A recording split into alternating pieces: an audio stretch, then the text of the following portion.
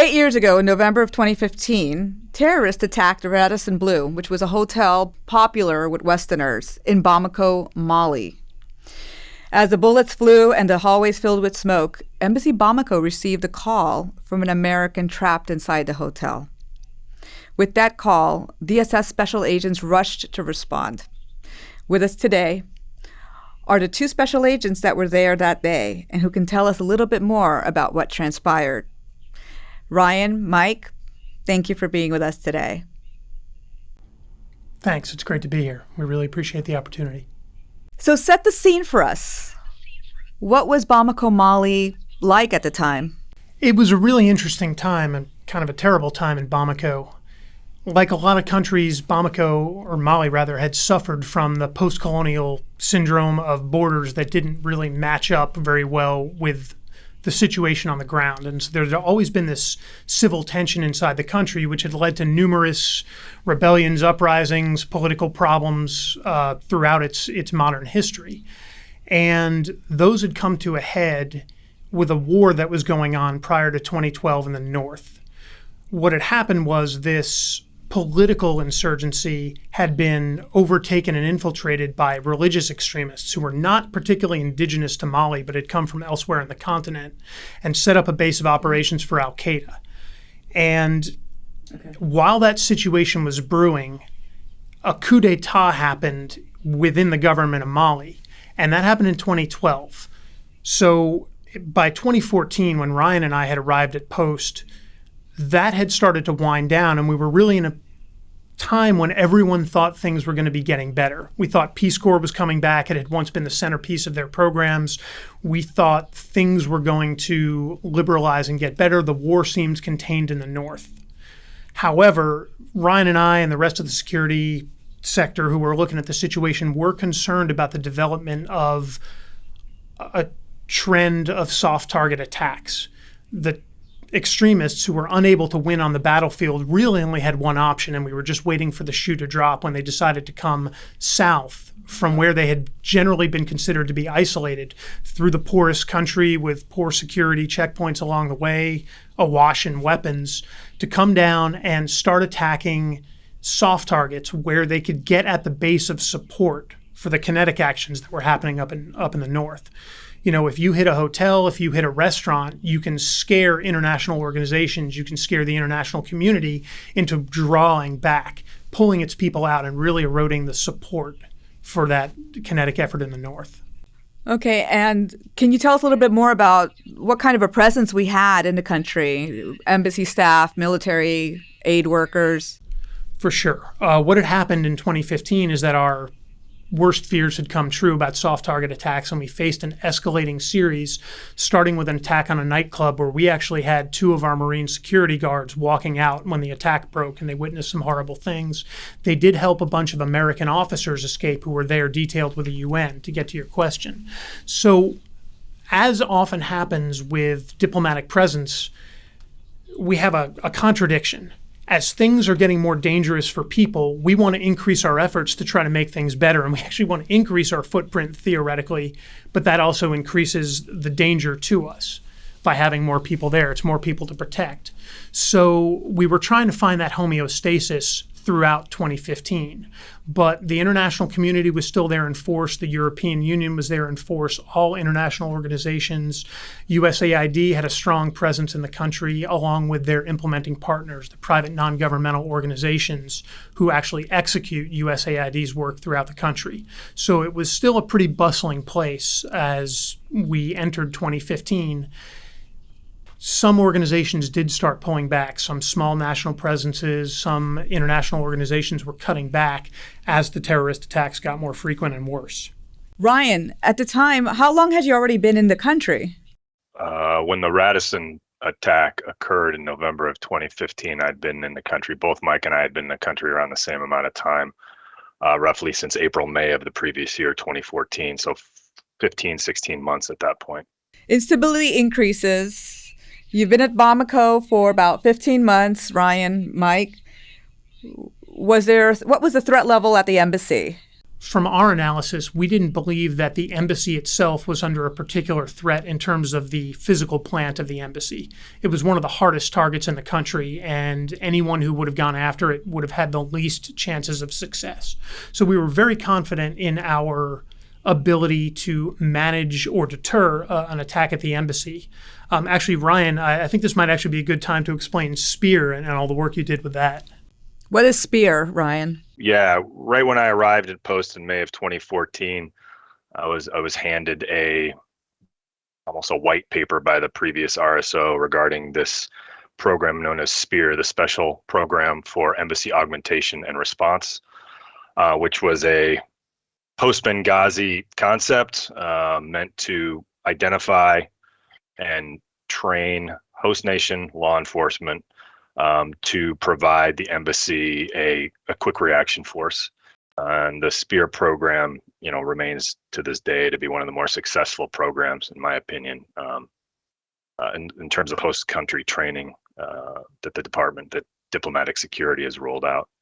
And so I think this is a good point to mention how we had conceived of our security plans in the face of this threat, where we saw it much more likely at someplace outside the embassy.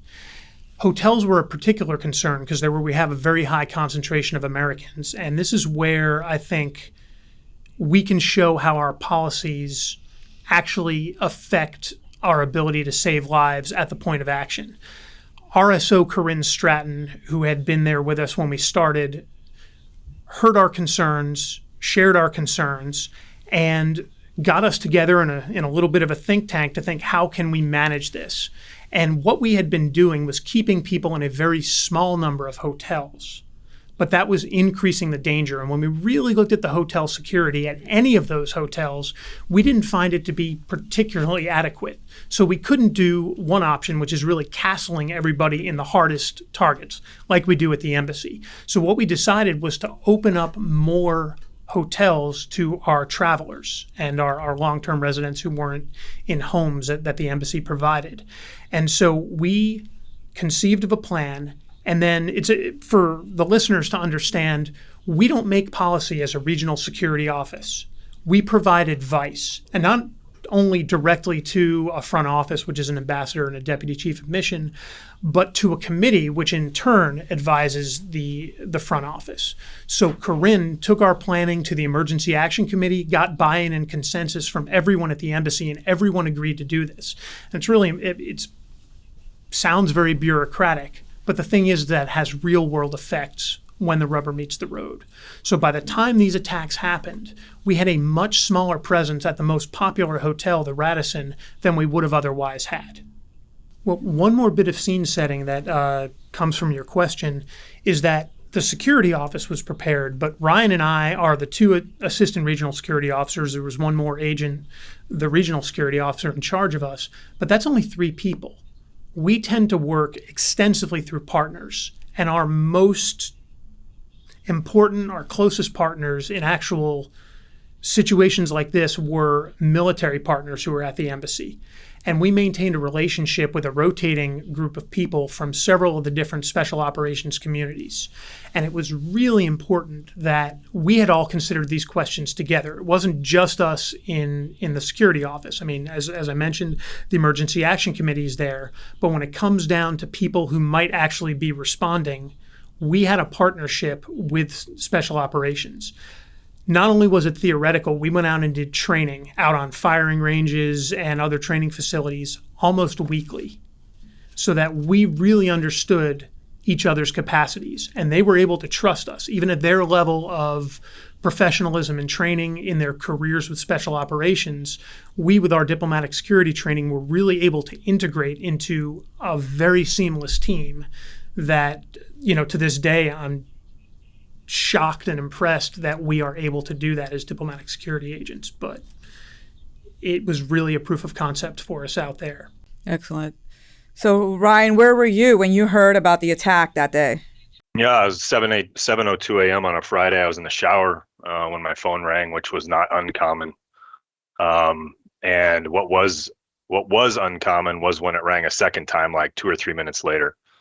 So I got out of the shower, answered the phone, and it was Mike. The first call had been from our local guard force coordinator. I oversaw the LGF program at the time, so my LGF coordinator was calling me to tell me that something was going on at the Radisson. They weren't unsure what, gunfire, but we weren't sure what it was. So Mike was his next call, and he let Mike know. Mike said, come pick me up. Mike lived approximately 500 meters from the Radisson itself, and Modibo, our local guard force coordinator, was effectively en route already to Mike's house and to that general direction, because the local guard contract company was directly across the street from the Radisson Hotel. So those initial reports came from them, then directly to him. But at that time, before Mike got there, it was unclear if this was a terrorist attack or some robbery or any one of a number of other things that go on in a place like Bamako. So, okay. And you didn't have the jurisdiction at the time. What propelled you guys to jump in and kind of take control and help remove our Americans from this scene? Well, the question of, quote, jurisdiction is a pretty interesting one. You know, there's always an overlapping set of authorities that are involved in what we do overseas. But we do have a mandate for protecting our official Americans. And there was nothing in the Malian space that really prevented us from going there to find out what was going on.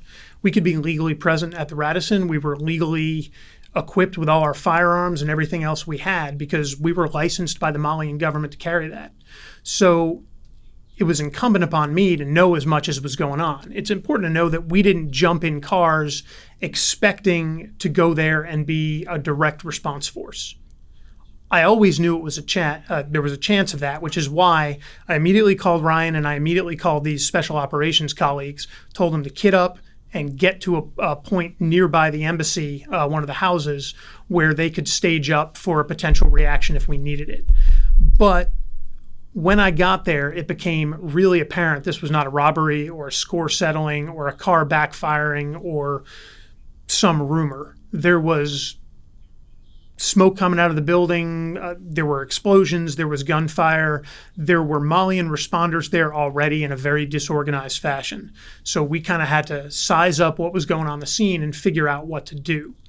But because we didn't know what was going on, and the first reports we got from the people on scene were that there were 10 to 12 terrorists inside, the idea wasn't immediately, hey, let's start going in, pulling Americans out of their room, because we don't know what's happening in those hallways. Those hallways are probably far more dangerous at this point than getting people to harden up inside their rooms, block the doors, keep quiet, and take sort of the hide portion of our run, hide, fight, anti-active shooter protocol to heart. But what ended up happening is I got another call while we were standing outside. And this was while Ryan was coordinating to bring the special operations onto scene.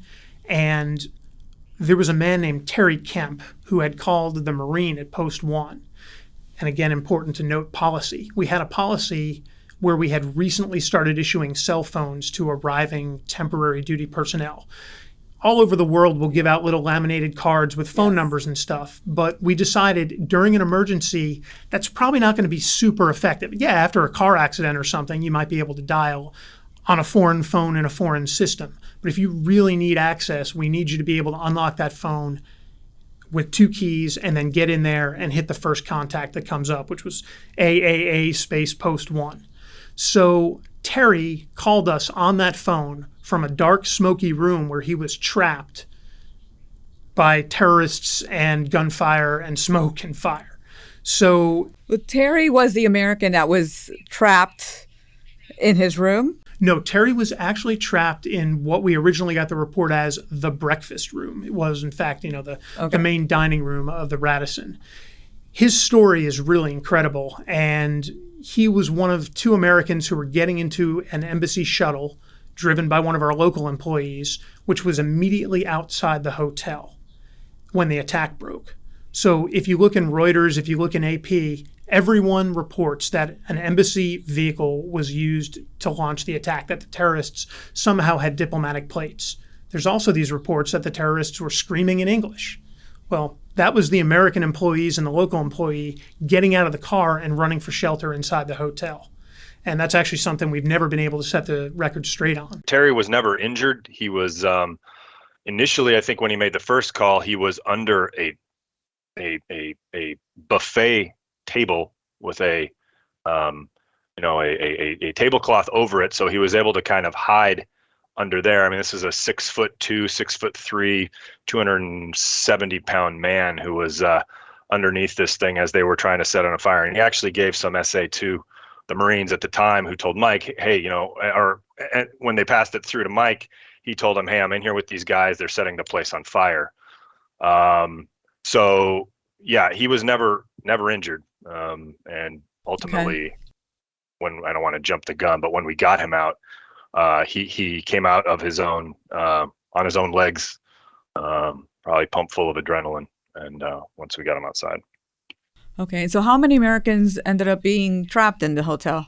The total number is something I still don't know exactly to this day. And there's also a big divide between the Americans who were there for official U.S. business and the private Americans who were there. So it was, Ryan, about 20-something in the end that we ended up getting out?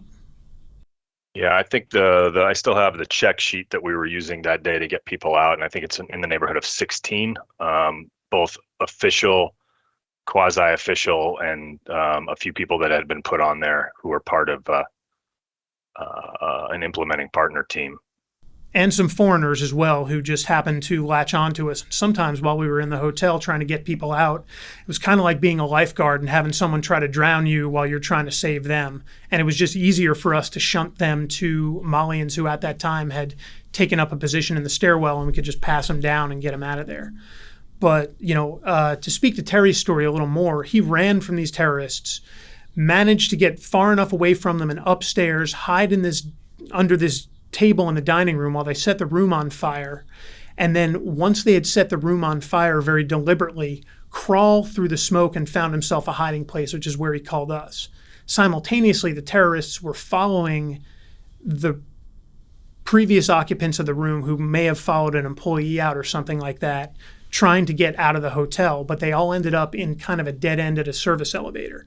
And that's where the terrorists caught up to them, and that's where a majority of the casualties happened that day. And it's a tragic event. It's sickening to see what we saw and see the photographs afterwards, but that's why our protocols are built: run, hide, and fight. And anyhow, while that was all going on, Terry stayed hidden. He was able to make the call, and then I was able to call our front office and let them know what we needed to do to get him out of there. And, I ran through in my mind all the questions that the front office was going to have and all the concerns they were going to have about what we were about to do. The first thing I had to let them know was that this is okay with the Malians who were on scene. We'd been talking to them. No one had any objections about us going in. In fact, they were very excited about it. They also offered some support, but we had to decline that because it was just too complicated, and we didn't want anyone in that hotel that we didn't know anything about or didn't know as close as our team who had been working together for so long. So I also had to make sure that our front office understood we were going in there to rescue a specific known person in a specific known place. The Radisson is a baffling layout. I always joke that MC Escher must have been the architect, but we had hosted the Marine Ball there the year prior. So we knew a little bit about how to get in, how to get up to these main spaces like the dining hall, the dining room. What were your specific roles while you're trying to get through the hotel and extract those Americans? Well, as far as the team goes, I was actually the acting regional security officer at the time. Jason Willis, our RSO, had gone, unfortunately, on his R&R trip to Portugal, I believe, the previous night, and he was in the air when the attack broke. So I had been designated. Ryan and I usually shared that duty, but I just happened to have drawn the straw that day, so I was in charge. So I was trying to manage the incident, not just from the aspect of what was going on at the hotel, but what was happening at the embassy, what was happening with the American school buses that were on the ground at that time transiting. My daughter, going to preschool, I think at the time, maybe kindergarten. Oh my goodness. Was on a bus as this was all happening, as were a lot of the American kids. So we had a lot of things going on, and I was trying to manage all of that. Ryan, as an ARSO, an assistant regional security officer, was supporting me in all those efforts and helping me coordinate with our military partners. Like I said, I asked him to go retrieve them, bring them back on scene because we had emergency lights. When we'd light those up in our car, the Malians were much more willing to let us in to help, and we didn't want them to get stopped. So Ryan, what happened when you guys entered the hotel? Walk us through a little bit of that chaos. Yeah, for the first entry, like Mike said, we'd actually had the Marine Ball there just a few weeks before, so we were more familiar with the entry point that we chose, which was not through the front where the terrorists had entered. It was through a side kind of convention hall area, and it actually worked out well because we could enter the hotel not through the main atrium, which picture a 7-story triangular shaped atrium, floor to the ceiling of the hotel. So a very, 720 tactical environment, which is extremely difficult to deal with, filled with smoke as well, and an unknown number of people. But going through that side door, we were able to actually more surreptitiously enter the hotel with more concealment and cover on our way to the staircase that led up the one floor to the breakfast room where we thought Terry to be. We had lost communication with him at that point and worked our way up. And on the way in, yeah, it was a feast for the senses, I guess. Alarms going off, smoke, dead bodies apparent, very few people. It was oddly silent at the same time, oddly noisy. The smoke was thick. It was difficult to breathe, and we made our way. The group of five of us entered. So myself, Mike, and then 3 of our DoD colleagues. We all entered and made our way up to this space, which was, if you can picture a set of saloon-style doors from the Old West that kind of pivoted like this, but with the thickest black smoke I've ever seen, kind of pouring out towards us. And that's where we kind of set up our security perimeter, for lack of a better term, to make sure that especially that atrium area was covered, and then attempted to re-engage with Terry and figure out what the situation was. Okay. And can you tell us a little bit more about what the terrorists were targeting at the hotel? As was the case with every one of the soft target attacks that they'd committed in 2015, they were just looking to kill people. They wanted to create a maximum body count to drive Westerners out of the country in an organizational fashion. It wasn't that they thought they would kill individual Westerners until there were none, but they knew people would start withdrawing if it got dangerous. So there are all kinds of stories and rumors, much like the embassy shuttle, that are not true. There are reports that they didn't kill Muslims, but they killed a lot of Muslims that day, including a visibly pregnant woman in one case. So that wasn't really the case. They just wanted to create maximum casualties for the cameras, for the news cycle, and get people out of there. So the target were Westerners in general. It wasn't Americans specifically at that hotel. What other countries were involved then in the response? The response gathered a wide variety of people. With what happened to us, we were outside this door Ryan describes with this smoke billowing out. And we knew Terry was in there somewhere, but we didn't have phone contact with him. And so I was able to call Post 1 and try to get them to patch me back in. This was actually a suggestion from one of our military colleagues who said, hey, we got to call him, because we kept trying to go into this room and the smoke kept driving us back. DS has focused before then and since then on training us to survive in these environments and the way we need to shift our focus, because we were going in there thinking the way we normally think when we're in an environment full of an opposition, right? We're looking to go in, keep our observation up, clear our corners, do all this stuff that we do in what we call room entry. And in fact, we really needed to be below the smoke line crawling around, and even that was highly ineffective. So we were really unable, after being driven out of the room a couple times, trying to work in pairs, someone said, hey, we got to call Terry. I didn't have Terry's number, but I was able to get Post 1, and Post 1 said they couldn't patch me through. They were having trouble with the switchboard, but instead what they did was they gave me his phone number. I was lacking a pen and paper, and that was a huge problem for me. I mean, we've all seen pictures of Ryan having written with a Sharpie on his arm that he grabbed out of his medical kit, but we hadn't gotten to that point yet. And so what I did was I gave everyone 2 or 3 digits of the number to read back to me, and then I entered that on the phone with everyone telling me their portion of the number, and we were able to get a hold of Terry, able to make him move. He said, "Hey, my legs aren't working." And we said, "Terry, are you hurt?" He said, "No, I think they're just asleep." We said, "Okay, Terry, you got to shake it off. Try to meet us in the middle. Come out."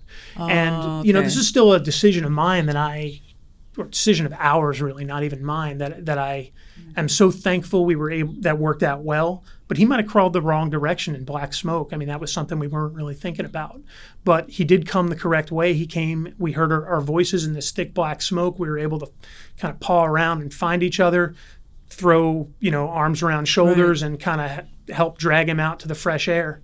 But once we got out to the fresh air, we were in this environment Ryan describes where we're exposed in every single direction from this atrium, and we really needed to gather him up and go. So this action actually really resembles something we train for in diplomatic security. We call it a PRE mission, a principal recovery and evacuation. So if we're doing a protective mission and we have to do what we call break in and break out, it's exactly like this. Go in, find your protectee, gather him up or her up, gather the protectee up, and get that protectee out of the danger area. So Ryan and I formed sort of an inner bubble close on Terry. Our military colleagues provided an outer perimeter to that, and we started making the move as swiftly as we could through this open area to get back out. But then as we were coming towards the door, we knew we were getting in the most dangerous place, because our biggest concern, our biggest fear this whole time was that we would run into other responders who did not know we were there, and that we would end up in a blue on blue, or what we call a blue on green situation. Right. And so, I had meager French, but that actually helped because they knew the Americans were coming when they heard me yelling, because they knew it was not a local coming out. So the French were there as well to assist, and you guys were able to connect with them and coordinate then? There were quite a number of different entities on scene, but right outside the hotel were UN and Malian forces who were there. I mean, the UN was mostly like us, people who'd shown up just to try to help. It wasn't that they had an organized force to do this, but there were quite a number of Malians kind of isolating the building at this point, and we didn't want to come charging out with guns, kind of looking maybe a little threatening, and end up with someone who was a little too nervous shooting at us as we were trying to escape. We'd gotten out of what we thought was the most dangerous situation. We didn't want to point on the perimeter to be where things really went wrong. So you didn't focus on extracting the other Americans that were there, but why? They were all in the same threat. Why Terry and not the other Americans? Terry was stuck outside his room. He was already in the environment that we were afraid Americans were going to get potentially dragged into by maybe our own actions. And there was the consideration as well, should we be here trying to go after the bad guys instead? We are here, we are equipped, we are able to do this. But the considerations of all the other responders and responses going on was really driving me as the incident commander to wave off of that decision, because I didn't want to go in there uncoordinated. What ended up happening over time was the main response force didn't show up. We got a little bit of an advance force from their anti-terrorism team, and we were able to coordinate with them. But when it became apparent that the building was filling with smoke and potentially we were dealing with people who were now in their rooms and fire might take hold, we wanted to get them out. Right. And then we were able to coordinate with them and deconflict our actions. What's interesting about the attack, the time it took place around 7 a.m. was about half an hour to an hour before most people typically started showing up at work. So we locked everybody down prior to them showing up. So most of our staff, outside of very few people, were actually in the office. So a lot of our initial efforts to know who was there were stymied early on because of the measures we took to keep people safe. But also nobody had the ability to pull these documents remotely. And we had take-home binders and things like this, but those TDY lists changed daily. Right. So we were, without somebody in the office, we didn't know who was in the hotel outside of, we knew some people who were in the hotels, but we didn't know their room numbers when we went in to get Terry and came out with him. So by the time we came out with him, a few people, and we managed to get a hold of a few people at the office who could start kind of figuring out who was there. And by this time too, interestingly, Post One and the embassy started getting calls from family members, acquaintances, friends of Americans trapped in the hotel, telling the embassy, hey, my so-and-so is stuck inside the Radisson in Mali.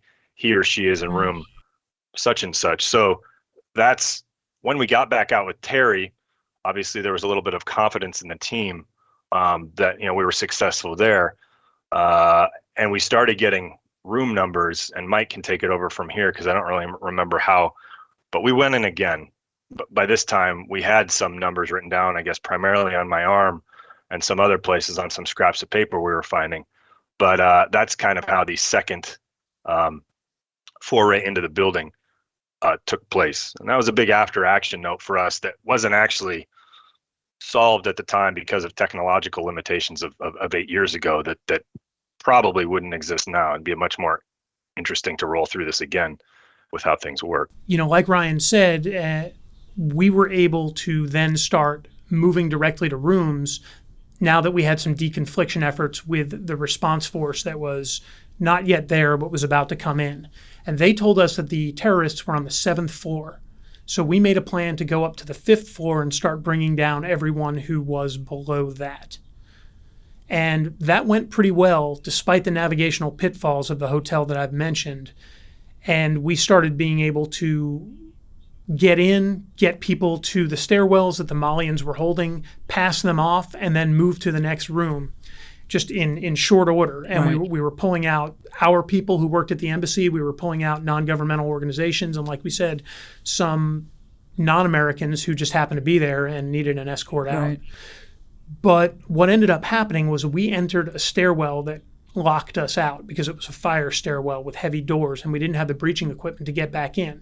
So we went down to the ground, re-entered the hotel, and when we were on our way back on about the 4th floor, I believe, to try to get to some of the last people we planned on getting out of the hotel, our lead responders took fire from inside a stairwell as they entered it. And it's important to note, Ryan and I were covering the back angles of this movement at this point, and we heard this gunfire break out. First time I'd ever heard gunshots in anger, despite being in the military prior to this. And despite me having just said to Ryan, hey, can you believe we're actually clearing a hotel with these special operations guys? It's kind of incredible that this is happening. But of course, I shouldn't have said anything because then they took fire, and we had a moment of decision. Do we keep holding the back angles, or do we rush up there and try to help them manage whatever they're dealing with up there? Okay. And as the incident commander, I didn't want to not know what was going on, but I also didn't want to drop our guard because, in our training, that's exactly when someone shows up in the back because you've gotten distracted and you're not doing your portion of the equation. But eventually I was able to get Ryan to try to take over the sector as a whole, get up there and find out what had happened and try to manage the situation up there. Thankfully, none of our people had been hurt. Our lead responder had what we still refer to as a Pulp Fiction moment where, he very nearly was hit by a hail of bullets, but they all just kind of went around him. Our other two in the front of that stack helped pull him back, and then there was an exchange of gunfire and some screaming that I can't really repeat here on this podcast, but it was actually pretty entertaining. But in the end, what we decided after going through several scenarios about how we might fight our way up against the stairwells was taking a step back and saying, hey, wait a minute, we're in a sovereign country. They have an entire army out there to deal with this. If one of us gets hurt, injured, killed, we will be done for the day and be unable to help anybody else, as well as managing, a tragic event within our own team. So what we did was we contained the terrorists with the 3 special operations. Ryan and I, as the French speakers in the group, went down to the street. And this is really where I was most scared because I was worried we wouldn't be able to exactly find our way back to where this stalemate was. But Ryan and I went down to the street. We engaged the Malian security forces, most of whom initially told us something like, my boss told me I have to stand here and I'm sorry, but I can't go do anything else. It was not fruitful trying to engage on an individual level with, low-level security force members who'd just been told to stand a post. But we were able to get in touch with someone we knew from the UN Department of Safety and Security, the UN DSS, who was a native level French speaker and was able to start metaphorically and physically knocking heads together and assembling a little bit of a group to get up there and take over. So that group, we did find our way back real quick, didn't run into anything else bad in the hallways as we did, and we were able to sort of do a one-for-one replacement of our American colleagues with these Malians. And then their leadership elements showed up, and then we were really able to begin higher level coordination. And we took on a support role at that point, and we offered them medical support because we had equipment and knowledge they wouldn't have if they went up that stairwell and someone ended up being injured. And then they decided that they weren't going to come from the bottom of the stairwell. They were going to go up and around, come down from the top, which I think was a very smart decision. But as they made more plans, our usefulness sort of drew down. So, Ryan, what was the impact of this event for diplomatic security? What lessons learned were there for the organization? Well, speaking for myself, not for DS, I think one of the biggest lessons learned was that was a full validation of the SPEAR program.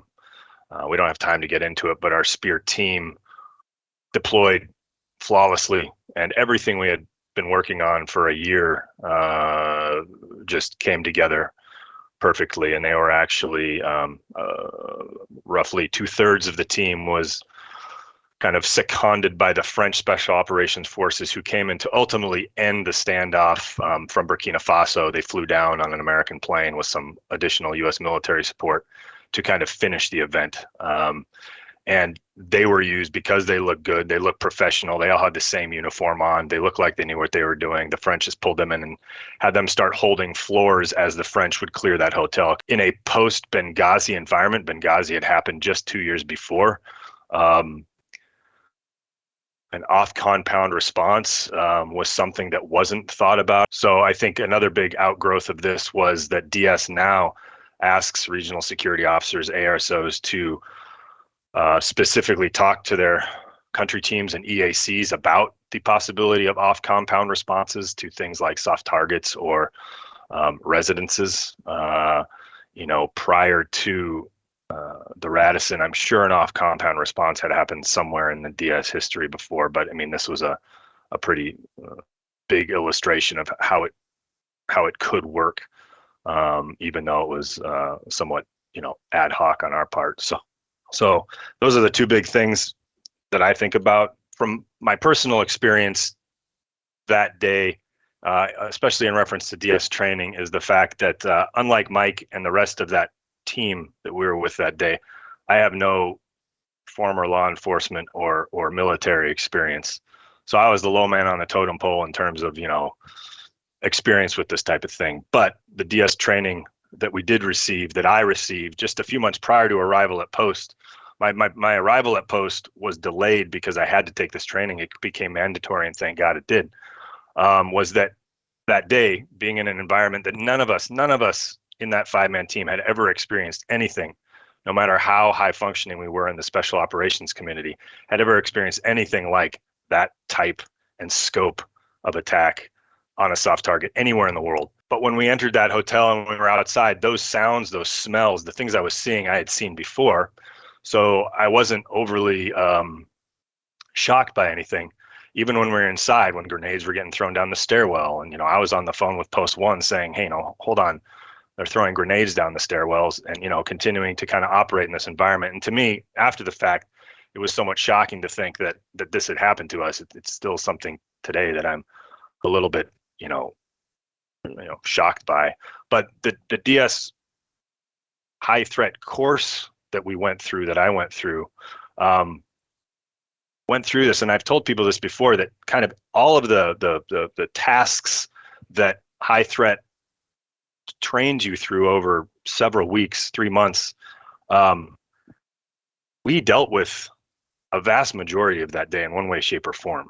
And I tell people that, especially younger, newer agents, they're going through high threat immediately after training or within their first year of training now, is that for the rank and file agent, DS gives the most high speed's not the right word, the best tactical training of any law enforcement agency in the federal government.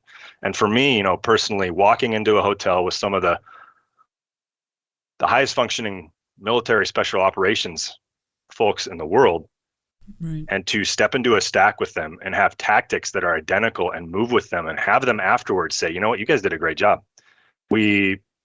Whatever reservations we may have had initially going in with you guys was immediately extinguished the second we started working with you. That's a pretty powerful thing for somebody like me to hear with no experience. And I know Mike has always felt the same way. And we've continued to hear that over the years from guys in those communities after the fact who've ever heard about this and who've talked about DS and the way DS operates in these places, that, you guys are getting the right thing in terms of training that you need. And that was, I think, one of the first real validations of post-Benghazi DS training that I know of. And those have been validated in subsequent incidents over the past 8 years. So yeah, that's that for me. We did well. Thank you, Mike and Ryan, for sharing your amazing story. And it's just been an honor to have you guys and talk to you on a show. Thanks for having us. I hope it's been useful. Thank you.